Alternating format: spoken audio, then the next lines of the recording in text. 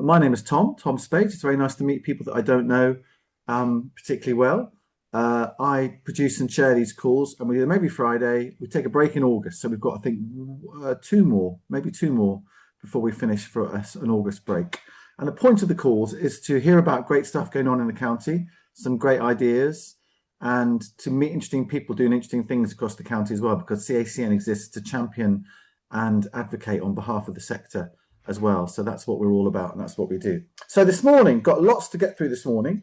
We're going to go live to Junction 36 Art Fair location, which, as it says on the tin, is somewhere near Junction 36. It is. So in due course, we'll meet George, Dave and Sam, who are waiting there for us to tell us all about that. That's taking place in October.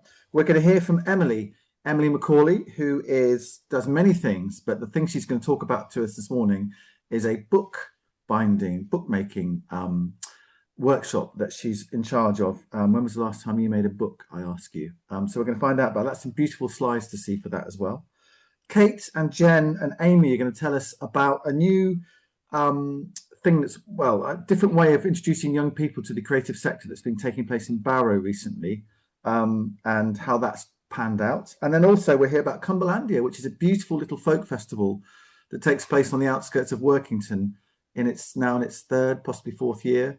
And Chris Bridgman is one of the organisers, and Chris is going to tell us all about that. And I will be going to that and looking forward to that immensely. A chap called Chris Drever is the person I'm looking forward to listening to in particular. He's a Scottish folk singer, a genius, and he's playing, I think, on the Friday night. So that is the plan for this morning. Obviously, this time last week, we were all, some of us were hopeful about the football, which took place. Obviously, not everybody, Iona, was interested or in an England victory. But I don't know whether any of you watched it. It was quite an exciting moment for, it's one of those, I think it was about 23 million people watched it. I think that was, it's one of these sort of national get-togethers that doesn't happen very often. Derek's got a view? Well, I would just point out that the arguably more important clash between England and Argentina takes place tomorrow. And that is the rugby, of course. I'm glad that you used the word arguably there, Derek, because I'd be content to have an argument with you about that in due course. Anyway, it's a third place playoff match. Is this the most inconsequential, uninteresting, uninspiring match in football? Yes, it probably is. Yeah. Anyway, that's on Saturday night, and then we can forget about football. Well, some of us can forget about football. I won't forget about football, but lots of people will, I think, for another 4 years. Anyway, let's crack on and let's cross to Junction 36 Art Fair location, which I think is just up the road from Junction 36. And we're going to meet, first of all, Dave Sharps and Sam Harrison, who are two of the people in charge of this. What's this all about, Dave and Sam? And how did its origins come about? And first of all, just want to say also thank you to Cherry for kind of kicking the ball off on this one as well. So tell us all about it. Well, I think, first of all, it came out of last year. We're part of Green Door Artists, and Green Door Artists is a collective based in Cumbria, but has artists also in Yorkshire and Lancashire. And as part of our sort of open studios last year, we had Junction 36 as one of our joint venues, and that went really well. And out of that came the idea that wouldn't it be good to actually put on an art fair?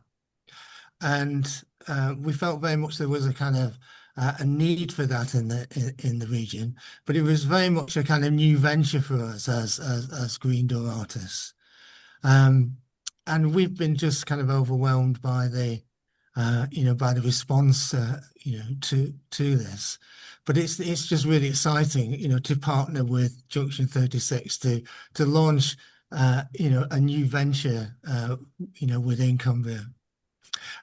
Sam probably can tell you something a bit more about the kind of the vision and what we want to achieve through doing it.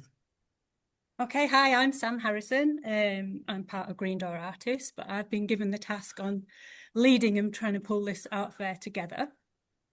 And the vision for it is really simple.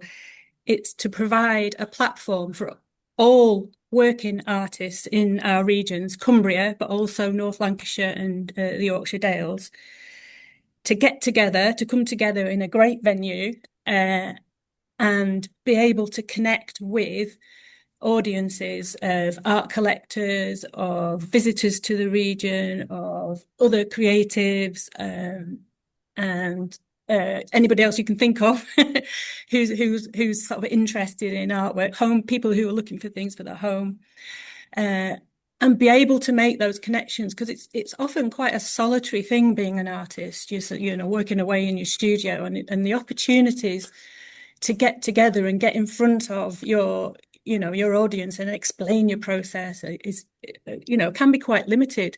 So an art fair is a great way to do that. And also, if you're an art lover, you get the opportunity to go and talk with the artists, find out about who they are, what's the story behind their work, what's their process like, and all those things. So it's just trying to get everyone together in a great big melting pot.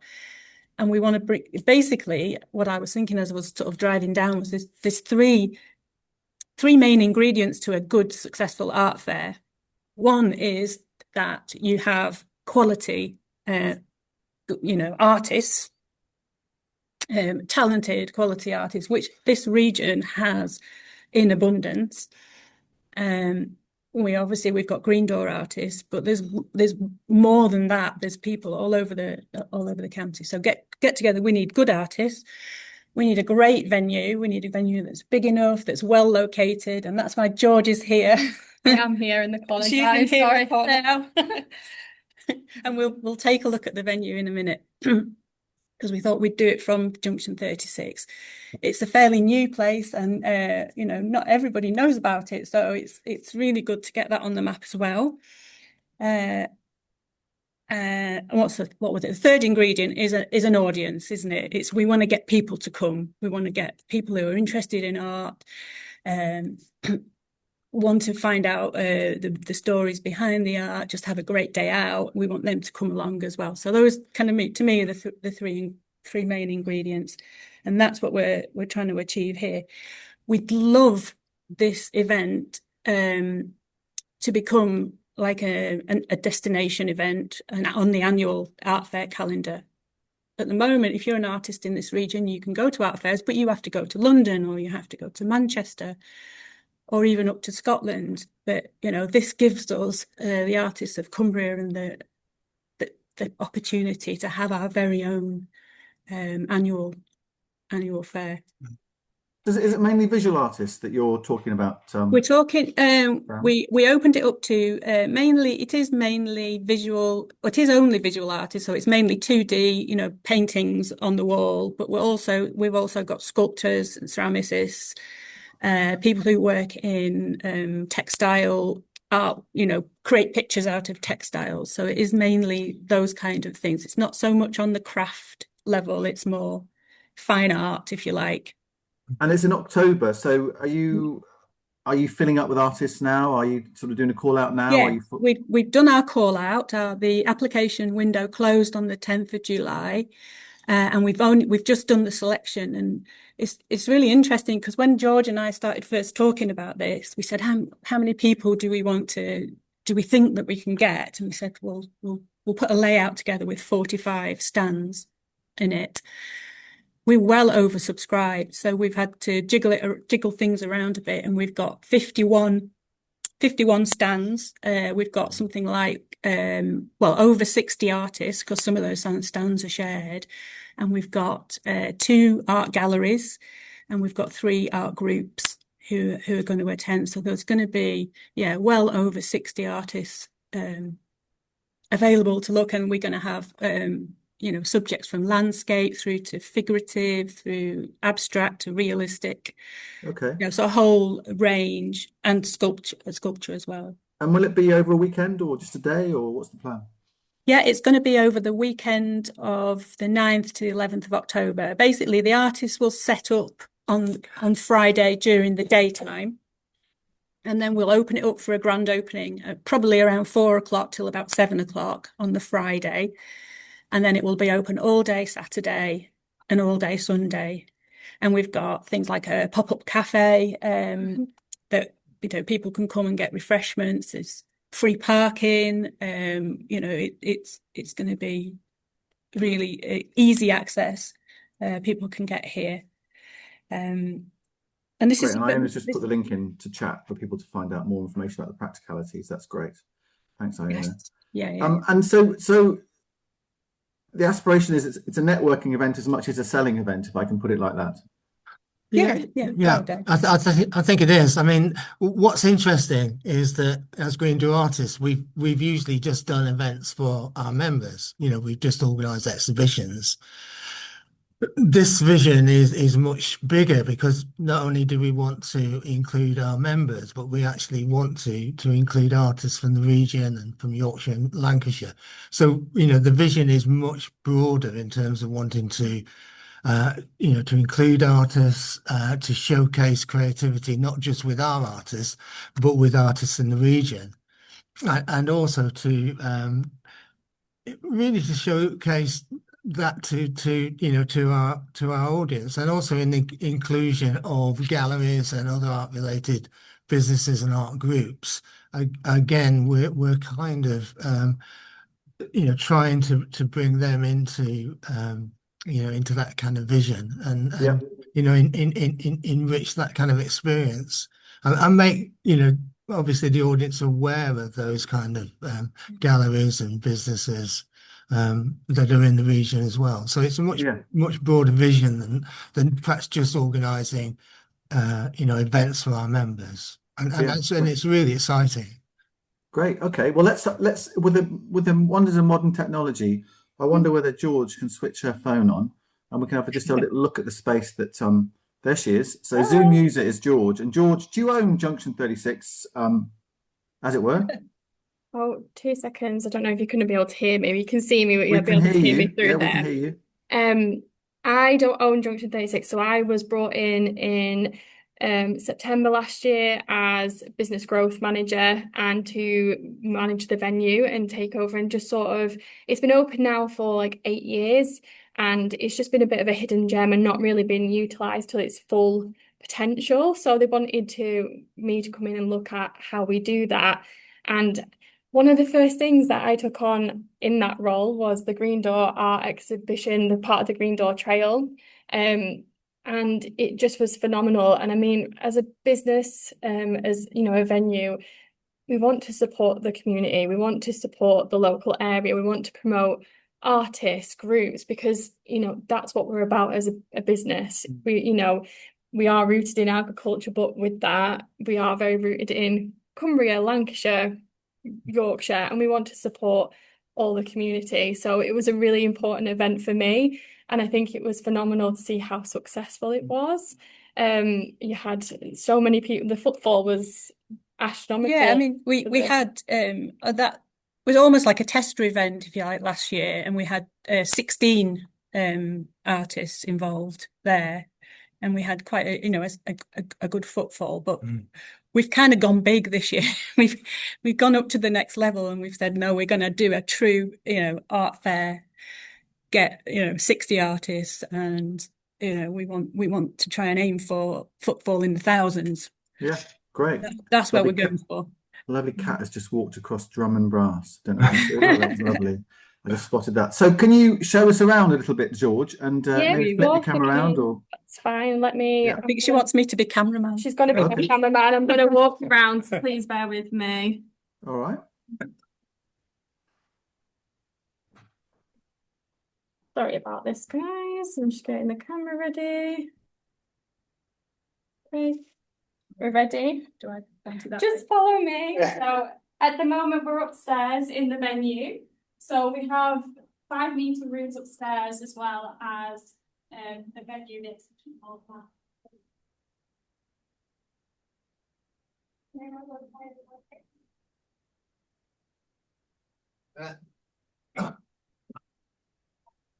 We're losing the audio. You're losing the audio. I'll try and bring. Shall I bring the laptop with us? Whatever way you want to. I'm not quite sure how we're going to do this,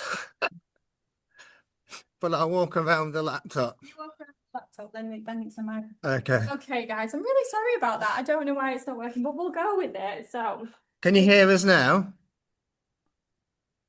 If you Can you hear us? ask George to talk, we can tell you whether we can hear George. Okay, talk, George. can you- It doesn't work. I think we went on. Did we? No. Uh, Is George talking? Talk, George. hi, can you hear me? Yes, we can. So carry on, George. Is that okay? It's just for some reason it's.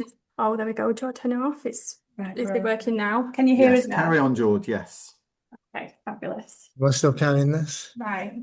So this is the entrance of the venue. So we have the upstairs comprises of 5 meeting rooms, which we have like regular clients in, but downstairs is where our exhibition space.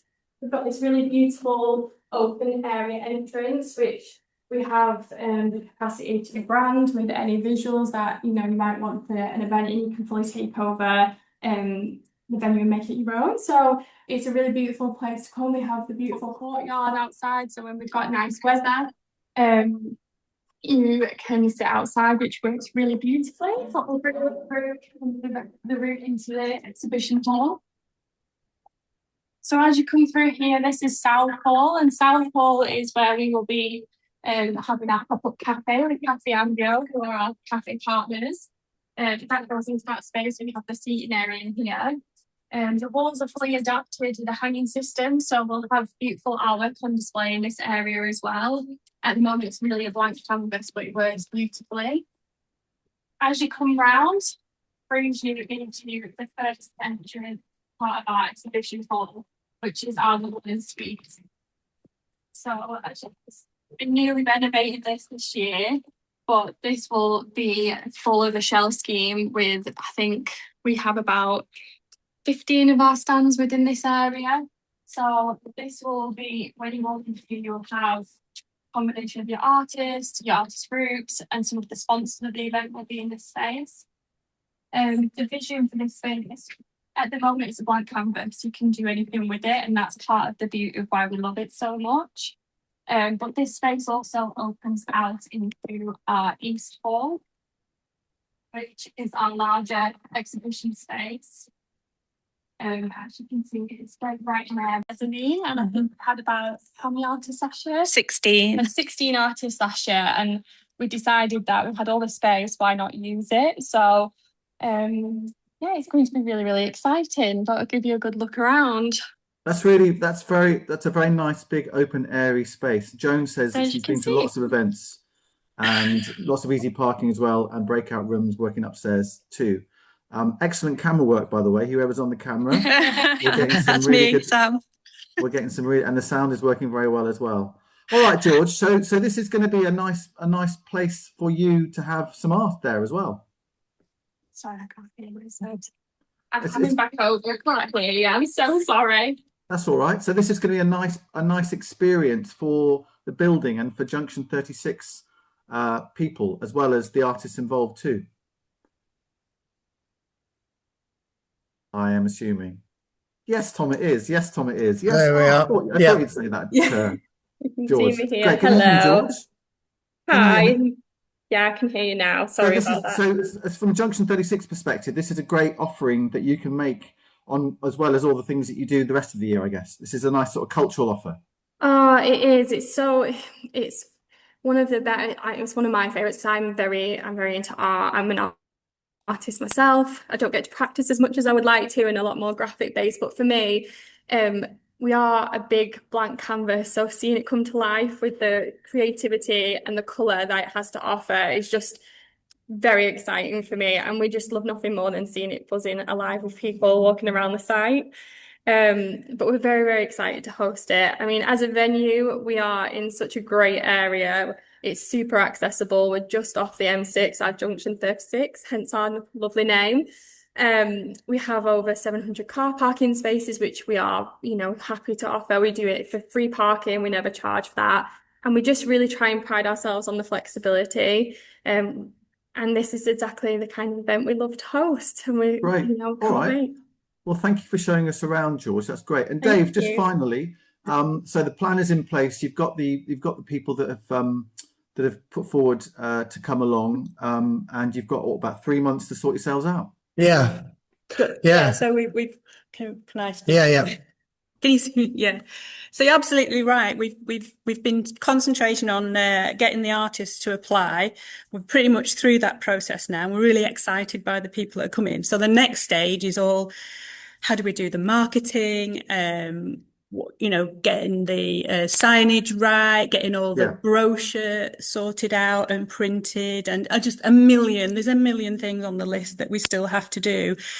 And including things like awards for the artist, and then we'd love it if people who shared this vision that we've got would get in touch with us and get involved, perhaps to look at what else we can do to make it a great visitor experience and make it a great artist experience as well. So we've got all of that to come.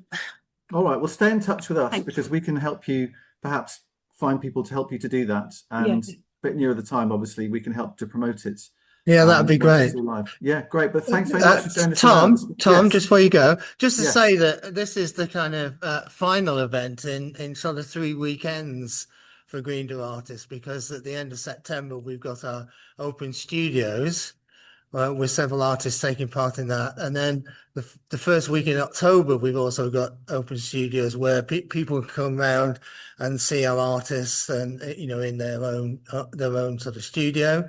Yep. And then, the second week in October, we've obviously got we've got the art fair here. So it's a really kind of exciting time, to showcase the arts for us. So, we're really kind of quite excited about that. I'm not surprised. Good luck with it all. Great Yeah, to see you thank you, this morning, Tom. and Great thanks to for making speak the to you. effort. Yeah, all right. Yeah. Thanks so much. Well, let's Okay. zoom across from Junction 36 to, I think, Heskett Newmarket, which is where Emily has been waiting patiently to tell us about a beautiful workshop that she's organising, a bookbinding workshop, if I've got that right, Emily. So, Yes, hello, Emily. indeed. Nice to Hi. meet you.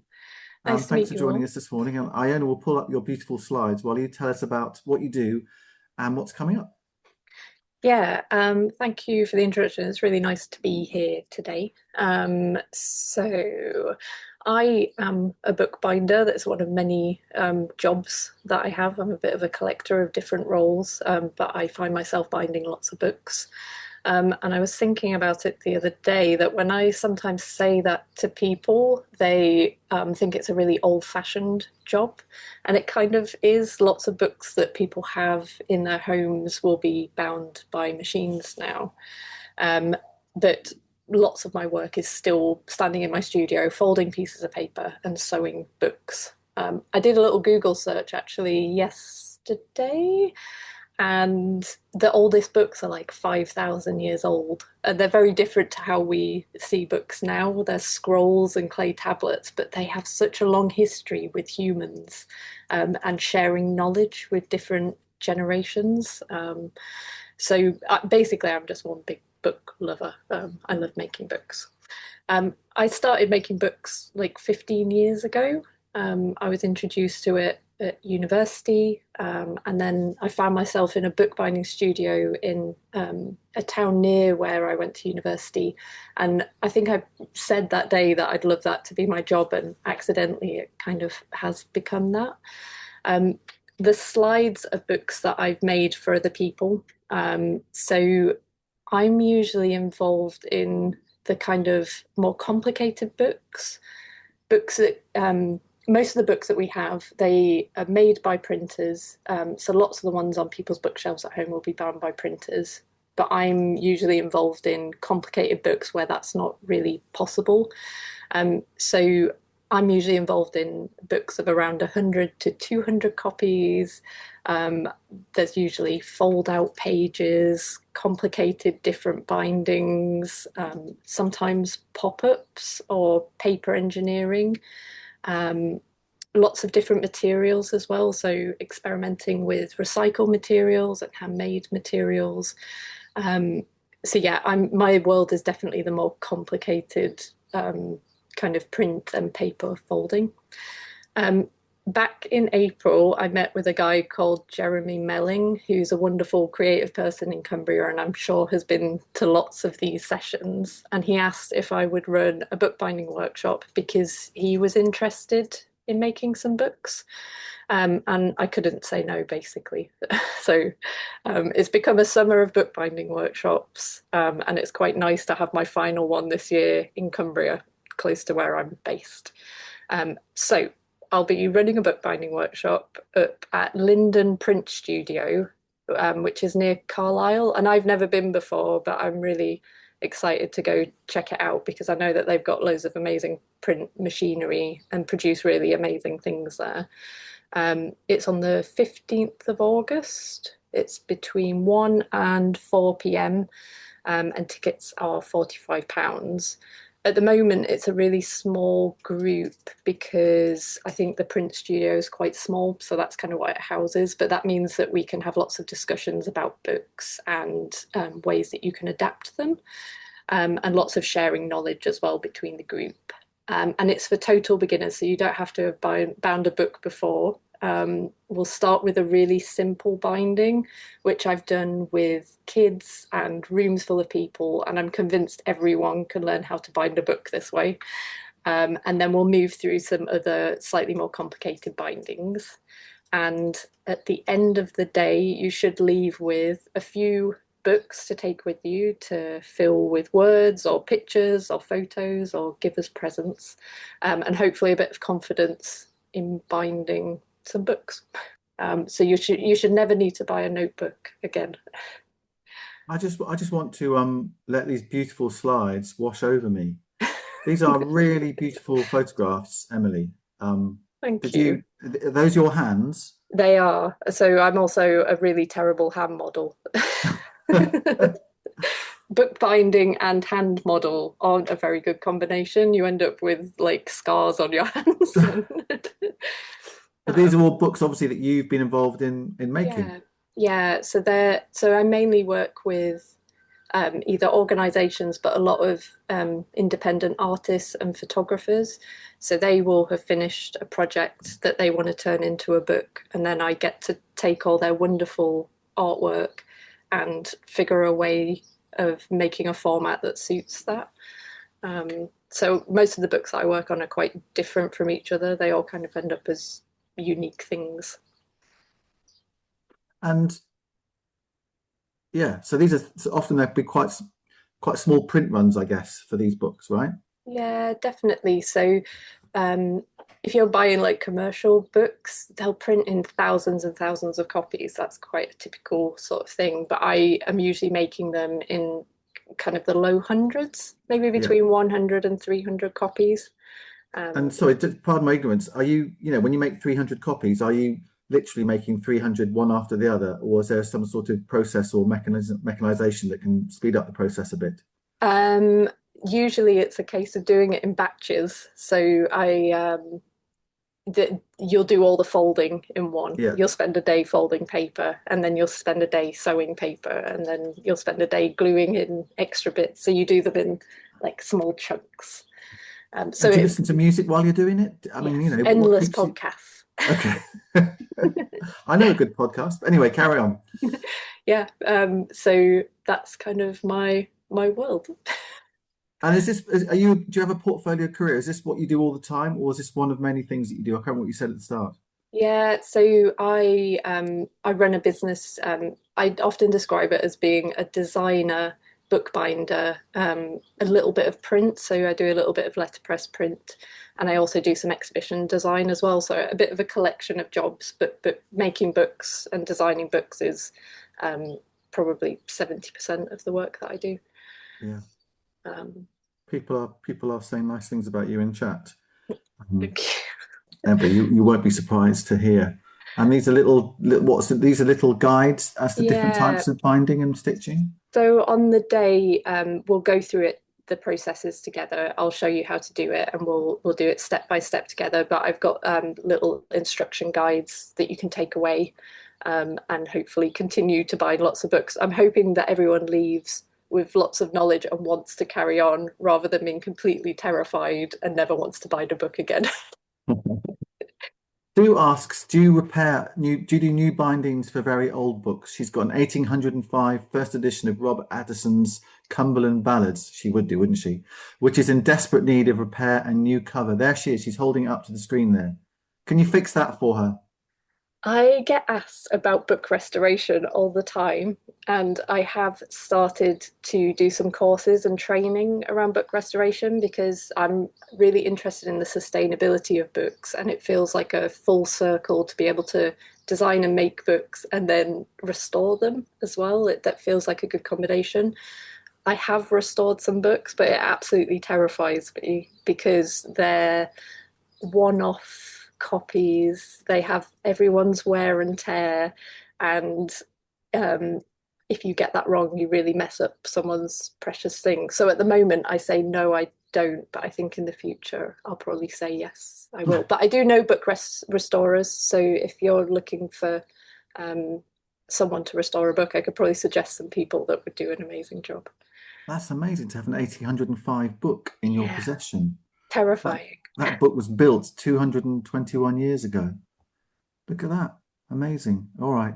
I feel like I've had a bit of a massage, a mental massage by looking at your photographs, Emily, and you've got a very soothing voice as well.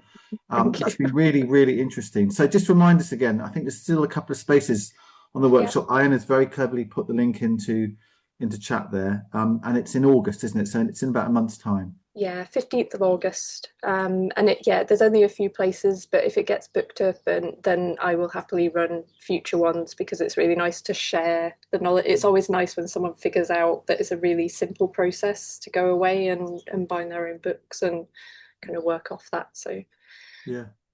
Really nice to hear from you this morning. Thank you for joining us. Thank you for giving me the opportunity. No, my pleasure, my pleasure.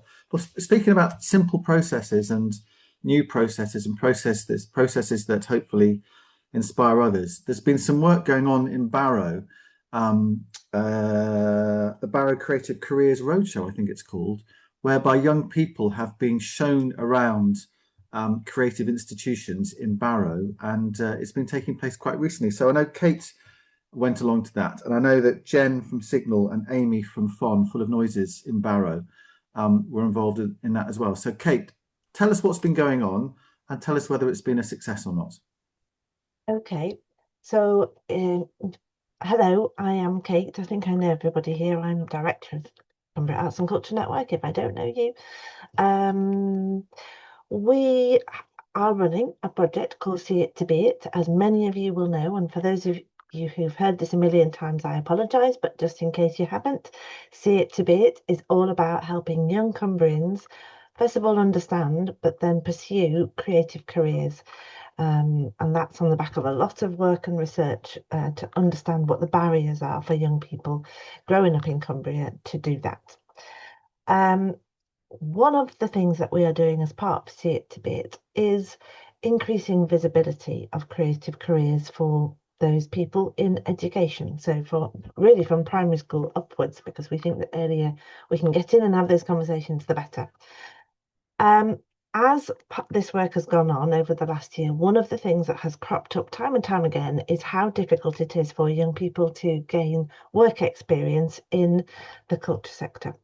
And the reasons for that are many and various, but largely because the creative organisations in this part of the world are very small on the whole, and they don't have the capacity to take a young person for a full week on work experience, because we all know that there's quite a lot to that. You can't just, it's quite capacity intensive. So that we discussed that again and again as to where the answers lie. And we've done a couple of things that have experimented with different ways of tackling the issue.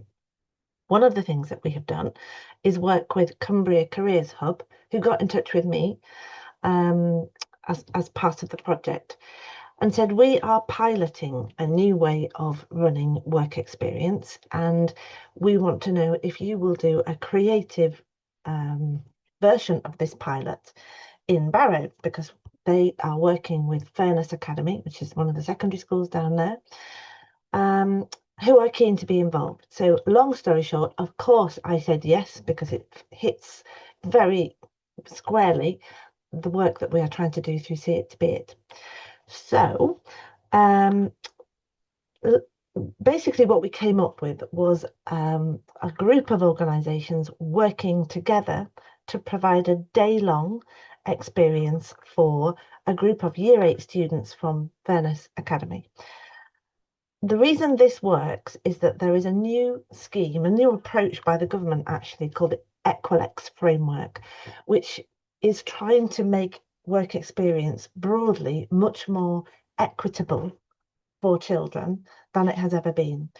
If you know anything about work experience, and if you're a parent, you will perhaps have experienced it. It can be quite an unequal exercise. If the parent has good connections, they can fix something up. If the child has no parent, no carer, no such experience, or parents who cannot help for whatever reason, children lose out right from the start. So this whole exercise is about giving children and young people a much more equitable opportunity to access work experience. And the way to do that is not necessarily to depend on a full week of work experience in an organisation, but to break it down into smaller, shorter experiences of the workplace and do lots of those over the course of a child's career at school. So as part of that, I got in touch with the creative organisations in Barrow, who we know really well, and I was absolutely sure that when I asked them to be part of this day-long experience, that they would say yes. And sure enough, they all did. And actually, at one point, we had too many organisations queuing up to be part of it. And I began to worry that the poor Year 8s were going to be run ragged, trotting around all of these organisations in the middle of Barrow. In the end, we ended up with an experience that it started at Signal Film and Media, took in also Theatre Factory, based at Cook Studio, then moved to Art Gene, and then finished at Full of Noises in Barrow Park. The best thing about this whole day was that the children were able to walk from Furness Academy on this roadshow. So that was how we structured the pilot, with the support of Cumbria Careers Hub and working with Furness Academy. And it took place, I actually can't remember the date now, somebody else might be able to, back in June. And the reason I'm talking to you about it today is that earlier in the week, I went to Junction 36 that we've just been talking about, this new venue, and I was part of a sort of day, a meeting that was celebrating these pilots that we had been part of. And so we had the opportunity to stand up and talk about the Creative Careers Roadshow in Barrow and how that worked. So I'm actually going to hand over to Amy first. No, actually Jen first, it makes sense, and then Amy, just to say how it worked and what it was like, and whether you think it's something that actually we can run again. So Jen, how did it go for you? What did you do, first of all? Yeah, thanks, Kate. Can everyone hear me all right? I've got Yeah. Perfect. I was a bit panicking the microphone wasn't going to work. But yeah, no, it was really, really great. And the event earlier this week was really lovely to hear, because I didn't realize just like how big the project and the pilot scheme was kind of reaching. And so it was working with so many different schools. But when they came to Signal for the day, it was probably about an hour and 45 in total. So we didn't have much time to we wanted to give them a really kind of overarching kind of experience of like who we are and what we do. So we kind of split it, starting with a talk. So we kind of talked about all our team and how we all work together, really highlighting all the freelancers and the other creative organisations locally that we also work with. And it was really lovely because then Theatre Factory, who we didn't have enough time to include all of the amazing organisations in Barrow, but they were able to come and join the talk and kind of introduce themselves to the students as well. And then it worked really nicely because after that we did a 6-shot mini film exercise with all the students.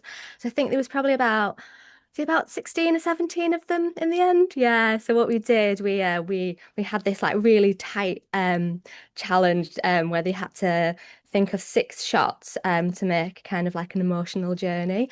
But what was really nice is that they had like different roles to do like the planning, and then we had a group of directors, we had a group of actors, we had a group of students working the tech. So it was like a really great way that they all collaborated and worked together. And then what was even better was we were able to use our current exhibition Reactor by Felicity Hammond as a set. So then they also had experience of the other kind of strand of Signal, which is like the exhibition strand, and they all kind of worked really beautifully together. And it was we just really enjoyed it, because I think sometimes you talk to a group of students and you're like, oh, are they listening? Are they engaging? What are they thinking about? And they kind of sit there a bit like, oh.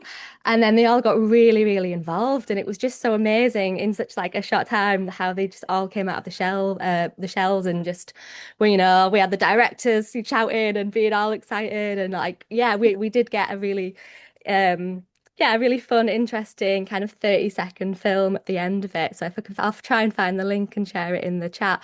But yeah, no, I thought it was just such a great experience for the young people. How fantastic that they had hands-on, they could actually get their hands dirty doing something as well, because that's real experience, and that's where sometimes connections can be made about, yeah, this is inspiring me, or not, as the case may be. So well done for you, because these things always take more effort from the, sometimes from the receiving organisation to actually work out what they're going to do. And I'm just reading Kate Lavender's note in chat, which is really interesting about, the effort you have to put in to make work experience really work. Sorry, Jen, I just talked over you there.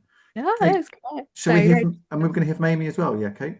Yeah. So after they'd been to Signal, they moved on to Art Gene, where they did they looked around the exhibition there. They met the staff there, which is the most important bit of this. The whole idea of these workplace experiences is that children get to see these creative organisations as workplaces, not just as places where you can visit and see an exhibition, but you meet the staff, you understand the range of jobs. So that was the emphasis of these sessions.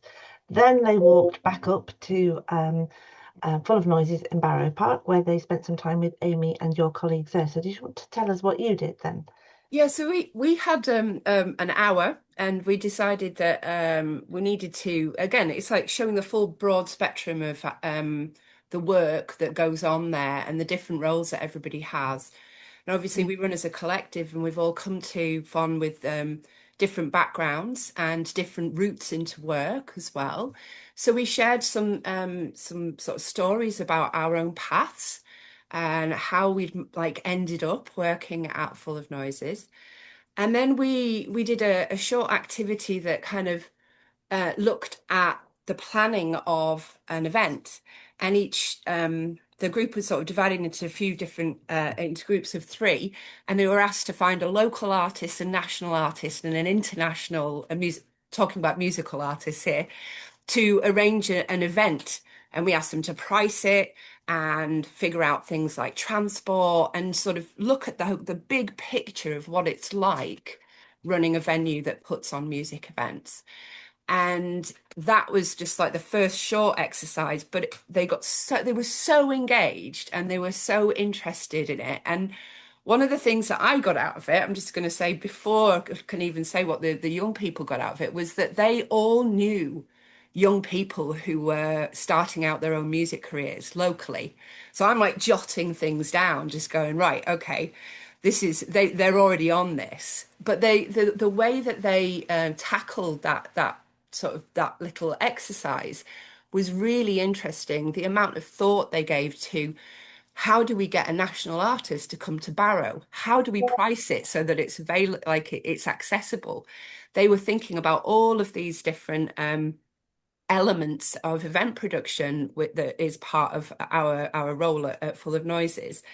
And then we got them to do a practical task where they were divided into 3 groups, and each group had some really bizarre instruments, some of our homemade instruments, twirly wind tubes, a box that's mic'd up with contact mics, and they created an improvised piece a minute long. So they all got this hand-on experience of what it's actually like to be a performer, improvising, composition, and everything else, which is something that we obviously we support other artists to do coming to FON. So I think that in that hour that they had, it was really intense. It was very, very intense hour.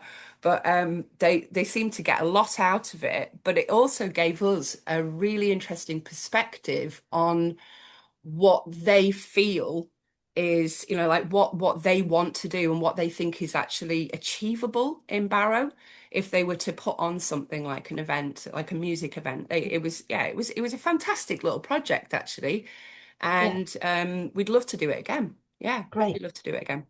So what I particularly liked about it, and the reason why I want to look at it as a model that we might be able to repeat elsewhere and again in Barrow, is that I think it's manageable for a small organisation to take a group of children for an hour or two. And it also just gave the children a fantastic day. So I think part of the answer is for organisations to work together, and for us CACN to have that coordinating role, so that the demand on the organisation is minimal, but the quality of the day for the young people is brilliant. And yeah, it's one of those things when you get the right people around the table, everything just kind of fell into place, and it actually wasn't difficult to bring off. So there are other things that we're doing along these lines with the Centre for Leadership Performance, but that was a really good example of partnership working, I think. I'll just finish by saying that yesterday I spent the morning at the Cockermouth School World of Work Day, where they had just been on their Year 10 work experience. I'm just noting Kate Lavender's point there. And it's just so great actually to spend time with young people and listen to their enthusiasm. It is, I think for a long time I thought that young people were those things that left wet towels on the floor and ate everything in the fridge for a long time. But actually, when you go and see them in that kind of context, they were so full of energy and enthusiasm. It's really kind of motivating. So it's been a good thing. But they also do leave wet towels and eat everything in the fridge, so let's not forget that. They're not perfect. Some really interesting comments from Cherry and from Emily and from Joan there as well. Great. Thank you very much, Jen and Amy and Kate, for that. That's really, really interesting. And actually, by the wonders of modern technology, we've actually lined up the 35-second film that they made at Signal that Jen popped into chat. So let's have a quick look at this. So if you've not been to Signal recently, there's a fantastic exhibition on there at the moment about sort of immersion in a submarine. Obviously, submarines are built in Barrow, and what it might be like if a submarine went AWOL and kind of took on a spirit of its own. So that's the context of what we're about to see. I hope I've got that roughly right, Jen. And this is their film that they made.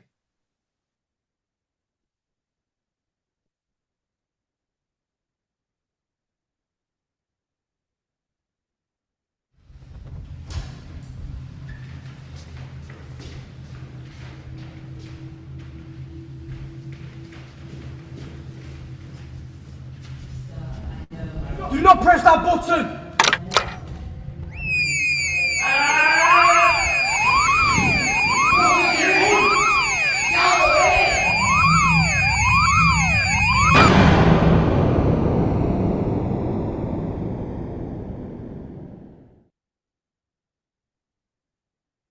God, I wish my work experience was that exciting.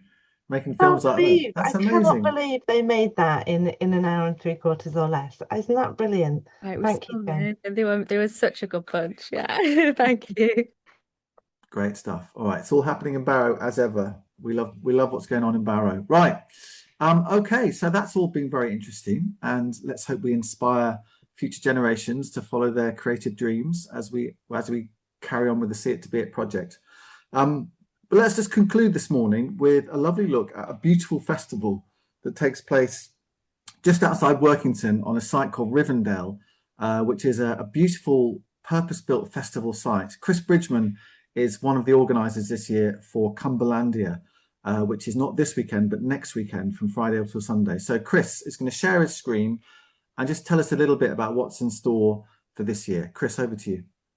Can you see a nice Yes. aerial photograph? That is the site. That is Rivendell on the outskirts of Workington. It's owned by Joe and Alwyn Braniff, who have developed this over many years.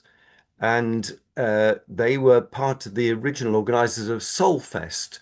And Cumberlandia has in some ways kind of evolved out of the people who were involved in Solfest in the early days. It's a much smaller affair. The site is limited to 500 people for kind of insurance and safety purposes, so it is never going to get into being a big Glastonbury type Solfest type festival. It is contained within this luscious green site with various different areas and more than adequate space for camping of various sorts through the weekend. I was involved in this is the third year, as I think Tom's mentioned. So the previous 2 years I've been involved in running the marquee stage, and I've now got a little bit more involved in the immense amount of work that has to go on behind a festival to make it happen on the organising committee. And I think a distinctive thing about Cumberlandia is that from the get-go, it has been about participation and community as much as about just going to see some acts. So there's all sorts of opportunities for people to do workshops, to do sessions in some of the smaller spaces, gathering on, this is what's called the Village Green. You can see here the marquee over to the left is where the marquee stage is, and the sense of community, dancing, opportunities to take part in all sorts of ways, and lovely specially created artwork like that willow sculpture there. And this is the Glade stage, which is a very special area, as you can see, a very intensely woodland setting, which is a gorgeous space for performers and audiences alike. And that's the view from inside the Glade stage. As you can see, audience on sort of terrace seating. There's a little bar off to the side there as well. So it's got a very special and distinctive atmosphere. This is the legendary Moss Troopers, which is a scratch folk band created by Tim Elvin, who you can see on the right there with the accordion. He writes music, and a bunch of innumerable musicians kind of come together and rehearse briefly and then perform at Cumberlandia. So that's another distinctive and very special part of it. And this is the wonderful Quick Beam local close harmony quartet also performing on the Glade stage. As I say, lots of opportunities for informal participation. So sessions, musicians getting together and just jamming and creating spontaneously. And this from last year, the Weird String Band on the stage in the marquee. As Tom has mentioned, this year headliners include the wonderful Chris Drever, Scottish folk singer, lovely three-piece vocal harmony group, Lady Maisry, of international renown, and slightly contrasting Merry Hell, very jolly kind of folk rock punk outfit from Stockport, I believe, originally, who will be bringing some joyful Ceilidh kind of vibes. I think there are maybe 1 or 2 tickets left. There's very, very few tickets left for this year. If you pop onto the site, you may be able to purchase a ticket for this year. I'm sure Ian is about to put the website address in chat. But you can also get yourselves primed for next year. On the last day of the festival, Sunday the 26th, at least one of the headliners for next year will be announced, which we're very excited about, and early bird tickets will go on sale then. So if you have missed out this year, you can get yourself primed for 2027, the end of July. I'm hopeful that the weather will hold out for another week, so we can enjoy Cumberlandia in the dry. Thank you, Chris. Beautifully done. It's a really special festival, and there's that degree of intimacy. I love a festival that actually, I think it's 500 is the maximum amount of people allowed on the site, and the beer is good and the crack is good. And again, if you're, as Chris said, if you've got an instrument that you fancy having a go at playing with some others in, lots of opportunities to do that. So that's just coming up not this week. They were looking for a couple more stewards as well, weren't they, Chris? Are you still Yeah, the sort of it comes and goes. Oh, we've recruited some more. Oh, there's a couple of people can't do it after all. So, yes, if you're interested in getting free access for some of the festival, you could volunteer to be a steward, which brings lots of benefits. So again, explore that on the site. Great. All right. Well, I should be wearing my Chris Trevor t-shirt with pride when I see him. Is he on the Glade stage, Chris, or is he in the main? Is he in the main marquee? I think he's on the Glade stage, but Glade, it's a beautiful setting, the Glade stage. It really is. Those pictures were nice. It's a natural wooden setting where a wooden stage, and it's all very sympathetic to nature. It's beautiful, really beautiful. So looking forward to seeing that as well. So some plugs coming in already. Phil's always got something to do. The Wayfarers Theatre outdoor Shakespeare production, Merry Wiser Windsor, carries on just in Cockermouth. In fact, I might be going this evening, I think, to see that. So do have a look for that as well. What an interesting call it's been this morning. We had Featuring Chris, in fact. Featuring Chris. Are you in it as well, Phil? You're not in it this morning. Too many lines. You get mixed up with Dylan Thomas and Inspector Clouseau. Too many lines. But Chris, what part are you playing? I'm playing the silly Welsh priest, and Phil is there to critique my Welsh accent, having just done the Under Milk Wood. Yeah, I was offered the role of the silly Welsh priest, and I said I'm already playing a silly Welsh priest, so I'm typecast as usual. So Chris does a wonderful job. It's great. Excellent. Looking forward to that. And there's always puppets. Imogen, who runs Wayfarers, she's great at making puppets of animals. So look out for those as well. Children love those in particular. Thank you to George and Dave and Sam, who I think have slipped away after their epic show and tell at Junction 36. Thanks to Emily for those beautiful slides and walking us through the whole magical process of bookbinding, which I've never had done to me before. Kate, Jen and Amy talking about what's going on in Barrow with young people, and then Chris there on Cumberlandia. Next week, Joe Davis, who runs Cumbria Opera Group, is going to come on and tell us about some some shows they're doing at Grange over Sands. Carmen is coming on in August, so that's going to be interesting. And also trying to get someone to talk about Penrith Town Hall. You might have seen in the news this week that that ongoing debate about what happens to Penrith Town Hall looks like it's come to some sort of conclusion. It could become some sort of cultural centre. So I'm trying to find someone from Westmoreland and Furness to come and talk about that. So irons in the fire there. We'll see whether that happens or not. But thank you to everybody for this morning. It's been really interesting. Love to see you all. Thanks for spending an hour with us, and have a nice weekend. I think the sun is set to shine once more, and catch you again soon. Goodbye.